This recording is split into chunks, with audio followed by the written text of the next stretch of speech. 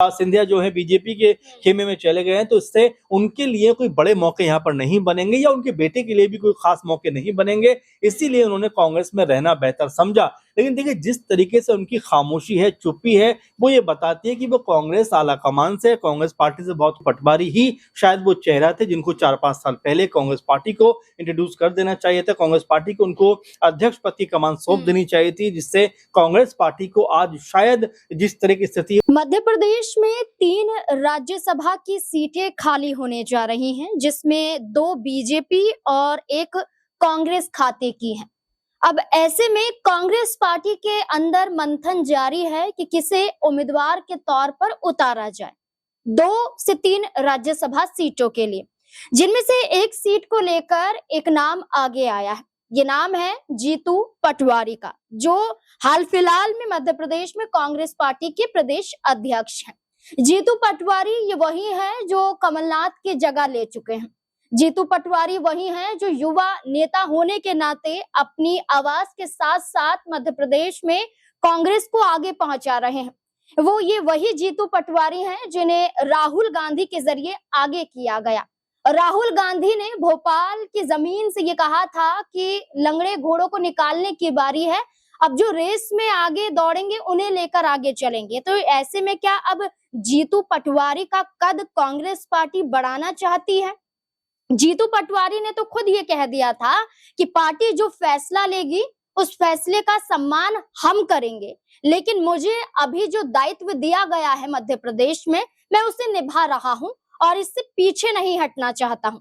लेकिन कांग्रेस पार्टी का क्या फैसला होगा, और अगर जीतू पटवारी आगे होंगे तो फिर कमलनाथ का क्या होगा, कांग्रेस पार्टी से क्या होगा चेहरा वो जो आगे आ सकता है, क्योंकि मंथन जारी है। और इस बीच में इसी से जुड़े हुए कई सवाल यहाँ पर खड़े होते हैं। सभी सवालों के जवाब लेने की कोशिश करेंगे। हमारे साथ हमारे वरिष्ठ सहयोगी अमन सर मौजूद हैं। सर, मध्य प्रदेश में 3 सीटें खाली हैं और मध्य प्रदेश जो 230 विधानसभा सीटों वाला है, और इसमें भारतीय जनता पार्टी के पास 2 सीटों को जीतने के लिए पूरा बहुमत नजर आता है, क्योंकि 163 सीटें उनके पास है। 2 सीटें वो आसानी से जीत सकते हैं, और 1 सीट जीतने के लिए उनको भी चाहिए यहाँ 11 विधायकों की जरूरत, क्योंकि 58 है 1 सीट जीतने के लिए। तो ऐसे में जहां ये 3 सीटें हैं, इन 3 सीटों में से 2 बीजेपी जीत रही है, ये तय है। 1 सीट पर पेच फंस चुका है कि आखिरकार क्या होगा, क्योंकि कांग्रेस पार्टी भी इस 1 सीट पर ताल ठोक रही है। और जीतू पटवारी सहित यहाँ पर कई नाम सामने आते हैं, मीनाक्षी नटराजन का, अरुण यादव का, संजय सिंह का, लेकिन इन नामों से ज्यादा जीतू पटवारी हाईलाइट हो रहे हैं। क्या लगता है कि प्रदेश की राजनीति से निकलकर दिल्ली तक पहुंच पाएंगे, और क्या मौका मिलना चाहिए जीतू पटवारी को? देखिए, मुझे ऐसा लगता है कि अभी जीतू पटवारी को कांग्रेस पार्टी शायद केंद्र में लेकर ना आए, क्योंकि जीतू पटवारी मध्य प्रदेश में रहकर कांग्रेस पार्टी के लिए काफी बेहतर काम करते हुए दिखाई पड़ते हैं। आप देखेंगे हर मुद्दे पे जिस तरह सरकार को घेरते हुए नजर आते हैं, हर मुद्दे पे जिस तरह से बेबाकी के साथ में अपनी बात को रखते हुए दिखाई देते हैं, उसमें कई दफा ऐसा लगता है कि जीतू पटवारी ही शायद वो चेहरा थे जिनको 4-5 साल पहले कांग्रेस पार्टी को इंट्रोड्यूस कर देना चाहिए था। कांग्रेस पार्टी को उनको अध्यक्ष पद की कमान सौंप देनी चाहिए थी, जिससे कांग्रेस पार्टी को आज शायद जिस तरह की स्थिति है उससे गुजरना नहीं पड़ता। क्योंकि आप देखेंगे कि पूरी की पूरी जो बागडोर है वो कमलनाथ जैसे वरिष्ठ कांग्रेस पार्टी के जो नेता रहे हैं उनके हाथों में रही।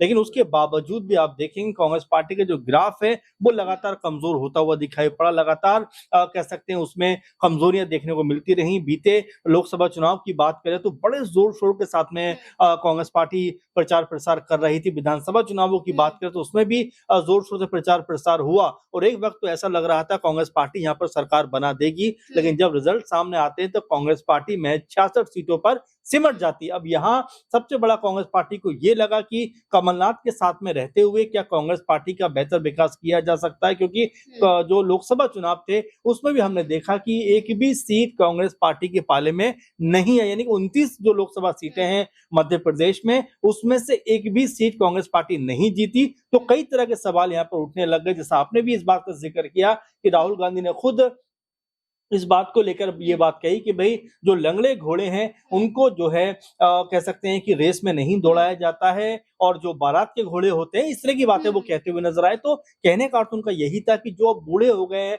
उम्र दराज हो गए हैं या पार्टी के लिए जिनके मनों में सोच नहीं है, उनको साथ लेकर चलने का कोई मतलब नहीं है। लेकिन जब से आप देखेंगे जीतू पटवारी ने मध्य प्रदेश कांग्रेस पार्टी की जो कमान है वो अपने हाथों में ली है, हर बार उन्होंने बीजेपी को बैकफुट पर धकेला है और ये करना कोई आसान काम नहीं है। जहां पर लगातार बीजेपी सत्ता में रही है, उस जगह पर अपनी पार्टी को मजबूत करना शायद जीतू पटवारी के ही बस की बात है। और महत्वपूर्ण बात यह भी हो जाती है कि हर मुद्दे पे वो सरकार को न सिर्फ घेरते हैं, बल्कि सरकार भी उनकी बातों के सामने कई बार असहज या चुप खड़ी हुई दिखाई देती। तो मुझे ऐसा तो लगता है सर कि जी। दिग्विजय सिंह की जगह जीतू पटवारी को देने की चर्चा है, लेकिन इस बीच में कमलनाथ या उनके बेटे नकुलनाथ को लेकर चर्चा करें तो नाराजगी ज्यादा नहीं बढ़ जाएगी? और क्या कमलनाथ वो चेहरा नहीं हो सकते हैं जो कांग्रेस पार्टी में से कई विधायकों को तोड़ दे? क्योंकि नाराज करना तो सीधे सीधे तौर पर पार्टी में दो फाड़ करने जैसा होगा। देखिए, नाराज करने वाली बात तो है, लेकिन नाज़मीन कमलनाथ सरीखे नेताओं के होने के बावजूद भी जो बात मैं आपसे कह रहा हूँ कि देखिए मध्य प्रदेश में कांग्रेस पार्टी के पास में दिग्विजय सिंह जैसे बड़े लीडर हैं, कमलनाथ जैसे बड़े लीडर हैं, उसके बावजूद भी अगर एक भी लोकसभा सीट कांग्रेस पार्टी नहीं जीत पाती है, तो आखिर इसका जिम्मेदार कौन है? कौन समीकरण बनाएगा, कौन रणनीति बनाएगा? और यही कमलनाथ थे जिनको लेकर लगातार चर्चा थी कि वो बीजेपी में जाकर शामिल हो सकते हैं। लेकिन ऐन वक्त पे जब उनको लगा कि भाई बीजेपी में जाकर भी उनका कोई बहुत भला नहीं होने वाला, क्योंकि मध्य प्रदेश में पहले ही सिंधिया जो है बीजेपी के खेमे में चले गए हैं, तो इससे उनके लिए कोई बड़े मौके यहाँ पर नहीं बनेंगे या उनके बेटे के लिए भी कोई खास मौके नहीं बनेंगे, इसीलिए उन्होंने कांग्रेस में रहना बेहतर समझा। लेकिन देखिए, जिस तरीके से उनकी खामोशी है, चुप्पी है, वो ये बताती है कि वो कांग्रेस आलाकमान से, कांग्रेस पार्टी से बहुत खुश नहीं है। ऐसे में कमलनाथ का भी शायद नाम जो है इस तरह से ऊपर ना जाए कि उनको राज्यसभा में भेजा जाए। हो सकता है कांग्रेस पार्टी किसी बड़े लीडर के ऊपर दाव यहाँ पर लगाना चाहे, कोई बड़ा चेहरा यहाँ पर निकल कर सामने आ जाए। जीतू पटवारी को लेकर मैं इसलिए भी असहज दिखाई पड़ रहा हूँ क्योंकि देखिए, कांग्रेस पार्टी के लिहाज से अगर जीतू पटवारी का नाम ऊपर चला जाता है, राज्यसभा वो चले जाते हैं, तो ठीक कांग्रेस पार्टी की जो स्थिति है वो दोबारा वैसी होती हुई दिखाई पड़ेगी। अब बड़ी मुश्किल से क्या कहा जा सकता है कि जीतू पटवारी ने कांग्रेस पार्टी को यहाँ पर लड़ने के लायक बनाया है। ऐसे में अगर जीतू पटवारी ऐसे वक्त पे साथ छोड़कर जाते हैं तो कांग्रेस पार्टी के लिए नुकसान दायक साबित हो सकता है। इसलिए जीतू पटवारी के अलावा हो सकता है किसी और नाम पे कांग्रेस पार्टी यहाँ मंथन करती हुई दिखाई पड़ अच्छा, कांग्रेस पार्टी के अंदर तो मंथन है, लेकिन बीजेपी भी ये कोशिश कर रही है कि 2 सीटें तो हमारे पास हैं और एक सीट को भी जैसे तैसे करके जीता जा सके, यानी कि तीनों सीटें अपने पाले में करना चाहती है। और हरियाणा में हमने एक समीकरण देखा था, एक रणनीति देखी थी बीजेपी की कि जहां 2 सीटें थी, एक सीट पर अपनी पार्टी से उम्मीदवार उतारा जाता है और इसके साथ-साथ निर्दलीय भी यहाँ पर एक प्रत्याशी उतरता है, जो ये चर्चा थी कि बाद में वो बीजेपी को ही समर्थन देगा या बीजेपी खेमे से ही होगा।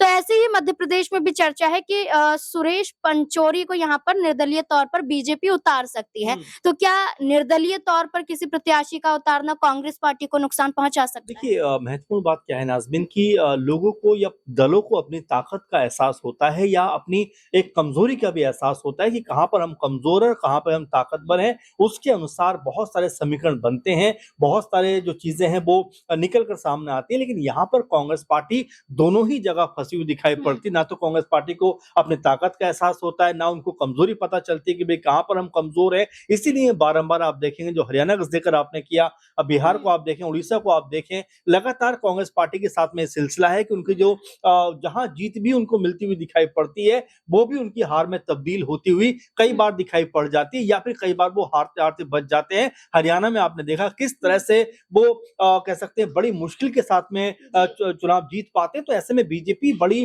जो है इस तरह की पार्टी है जो रणनीति को पहले ही भांप लेती है, तमाम समीकरण पहले ही साध लेती है। इसीलिए यहाँ पर अगर हम आंकड़ों पे भी समझे तो नजर आता है कि लगभग 163 सीटें बीजेपी के पास हैं और 2 सीटों का बहुमत तो उनके पास है, लेकिन तीसरी सीट को जीतने के लिए भी तकरीबन 11-12 उनको एमएलए चाहिए। और यहाँ पर इस फिराक में है कि कांग्रेस पार्टी जो लगभग एक सीट जीत सकती है, क्योंकि 58 का यहाँ बहुमत है कांग्रेस पार्टी के पास, अभी भी जो है 63 सीटें बाकी हैं, यानी 66 सीटें उन्होंने जीती थी, लेकिन 2-3 सीटें इस बीच उनके हाथ से निकलती हुई दिखाई पड़ी है। तो ऐसे में अभी भी 63-64 सीटें उनके पास हैं और देखिए बहुमत के लिए 58 सीटें चाहिए, तो फिर भी उनके पास 4-5 सीटें एक्स्ट्रा हैं। लेकिन ये कांग्रेस पार्टी है जो मैं कहता हूं कि जीती हुई बाजी भी हारना कोई इनसे सीखे, और यही वजह है कि कांग्रेस पार्टी क्या इन चीजों को पे काम कर पाएगी। क्या कांग्रेस पार्टी जो उनके बड़े लीडर हैं, जैसे असम चुनाव आता है, कई जो बड़े लीडर हैं बीजेपी के साथ में जाते हुए दिखाई पड़ते हैं। तो ये कांग्रेस पार्टी के लिए प्रॉब्लम की बात रही है। अब ऐसे में जो हम आंकड़ों पे देख रहे हैं कि भाई बड़े आराम से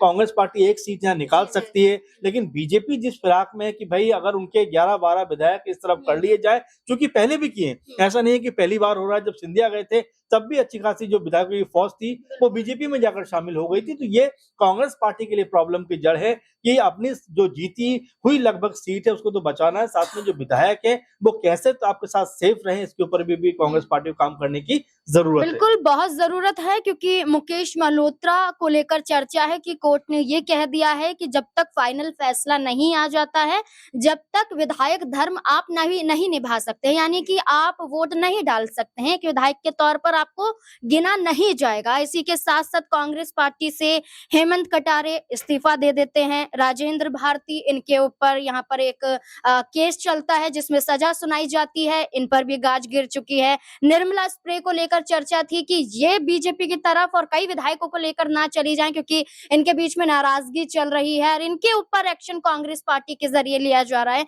तो देखना होगा कि कांग्रेस पार्टी क्या मात्र भर एक सीट को भी जीत पाती है या फिर नहीं, क्योंकि चर्चा तो जीतू पटवारी की है कि उन्हें आगे किया जा सकता है, लेकिन ये भी कहा जा रहा है कि मध्य प्रदेश में जीतू पटवारी ने कांग्रेस को अभी एक मुकाम पे पहुंचाया है और अब विधानसभा के चुनाव भी आने वाले हैं। तो ऐसे में जीतू पटवारी की जरूरत मध्य प्रदेश में पड़ेगी, लेकिन अगर जीतू पटवारी जैसा चेहरा राज्यसभा तक पहुंचता है तो ये एक बड़ा चेहरा माना जा सकता है कांग्रेस पार्टी से मध्य प्रदेश के लिहाज से, क्योंकि देखा जाए तो 2 बार के विधायक रह चुके हैं, लेकिन 2023 में विधानसभा का चुनाव नहीं जीत पाए थे, जिसके बाद उन्हें प्रदेश अध्यक्ष बनाया गया था। लेकिन अब देखना होगा कांग्रेस पार्टी जीतू पटवारी को आगे करेंगी या फिर नहीं। आपको क्या लगता है, क्या होना चाहिए जीतू पटवारी का फैसला? क्या दिल्ली की तरफ रवाना होना चाहिए या फिर मध्य प्रदेश में ही रहना चाहिए? अपनी राय कमेंट सेक्शन में जरूर दें।